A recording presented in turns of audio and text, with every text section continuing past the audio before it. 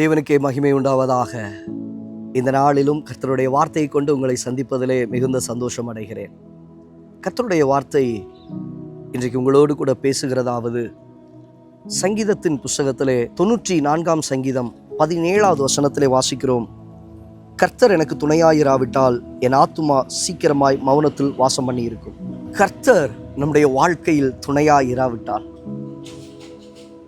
இந்த உலகத்தின் ஓட்டத்தில் எவ்வளோ வேதனைகள், எத்தனையோ சிக்குகள். ஏண்டா நம்ம வாழ்கிறோம், ஏன் நம்ம இருக்கிறோம், அவ்வப்பொழுது நம்முடைய சிந்தையில் வந்து கொண்டு போகிறோம். நம்முடைய எண்ணத்தில் உண்டாகிறது, சீக்கிரமாக ஆண்டவர் இந்த பூமியை விட்டு நம்ம எடுத்தாரானால் நலமாக இருக்கும். தேவ பிள்ளையே, தேவனாகிய கர்த்தர் உனக்கு துணையாக இருக்கிறார். நீ சோர்ந்து போகாத. வாழ்க்கையில் நீங்கள் சோர்ந்து போகாதீங்க.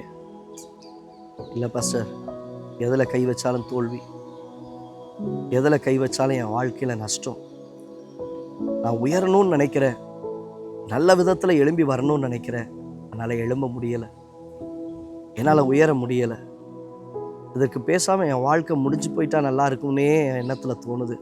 மற்றவங்க என்ன நினைப்பாங்க, மற்றவங்க என்ன யோசிப்பாங்க, இதுவே நம்ம உள்ளத்துக்குள்ளே ஓடிக்கொண்டே இருக்கிற காரியங்கள். தேவ பிள்ளை, இங்கே சங்கீதக்காரன் சொல்லுகிறார், நீர் எனக்கு துணையாக இராவிட்டால் என் ஆத்துமா மௌனத்தில் இறங்கி இருக்கும். அப்படின்னா என்ன? ஆண்டவர் ஒருவேளை இல்லை அப்படின்னா, எனக்கு விரோதமாய் சவுல் எழும்பி வந்தான் மாமன், எனக்கு விரோதமாய் என்னுடைய மகன் எழும்பி வந்தான் அப்சலோம், எனக்கு விரோதமாய் கூட்டத்தார் எழும்பி வந்தார்கள். இவர்கள் எல்லாவற்றின் மத்தியிலும் தேவனாகிய கர்த்தர் எனக்கு துணையாக இருந்ததுனாலே இன்றைக்கு நான் பேசி கொண்டிருக்கிறேன், உயிரோடு கூட இருக்கிறேன். ஆமாங்க, இன்றைக்கி நீங்கள் உயிரோடு கூட இருக்கிறீங்கன்னா காரணம் என்ன தெரியுமா?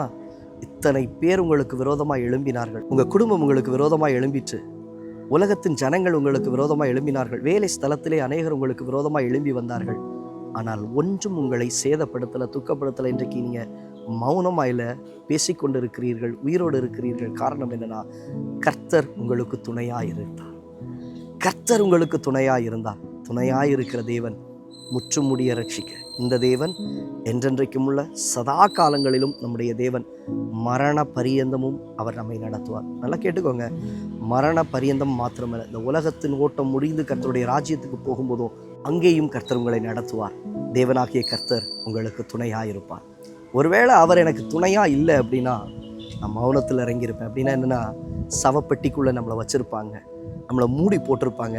இவன் இல்லை, இவன் பேர் அழிந்தது, இவன் முற்றிலும் சங்கரிக்கப்பட்டான் என்று சொல்லியிருப்பார்கள். தேவன் நம்மை சங்கரிக்க விடவில்லை, நம்மை மூடி போட விடவில்லை, நம்முடைய கல்லறையில் புல் முளைக்க விடவில்லை. இன்றைக்கு நாம் மௌனமாய் அல்ல, பேசி கொண்டிருக்கிறோம், உயிரோடு இருக்கிறோம். தேவனாகிய கர்த்தர் உங்களை சகல ஜனங்களுக்கு முன்பாக கீர்த்தியும் புகழ்ச்சியுமாக நிச்சயமாய் வைப்பார். காலம் செல்லாது, வெகு சீக்கிரத்தில் கர்த்தர் நிறுத்துகிறதை உங்கள் கண்கள் காணும். கண்களை மூடி ஜெபிக்கலாமா? நல்ல தகப்பனே, இந்த நாளிலும் இந்த வார்த்தைகளை கேட்ட முடிய பிள்ளைகளுடைய வாழ்க்கையில் ஆண்டவரே, நான் மௌனத்தில் இறங்கியிருப்பேன்.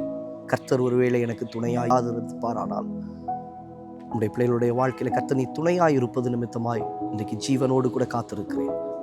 பாதுகாத்துக் கொள்ளும், அவருடைய வாழ்க்கையை உயர்த்தும், நிறுத்தும். இயேசுவின் நாமத்தில் பிதாவே, ஆமென். ஆம் தேவ ஜனமே, உங்களுடைய வாழ்க்கையில் தேவனாகிய கர்த்தர் உங்களை மௌனமாய் இருக்க விடவில்லை. தேவனாகிய கர்த்தர் இன்றைக்கும் உங்களை ஜீவனோடு கூட காத்திருக்கிறார், பாதுகாப்போடு கூட நடத்தி இருக்கிறார், கடைசி வரையிலும் நடத்துவார், கைவிட மாட்டார். God bless you. God bless you.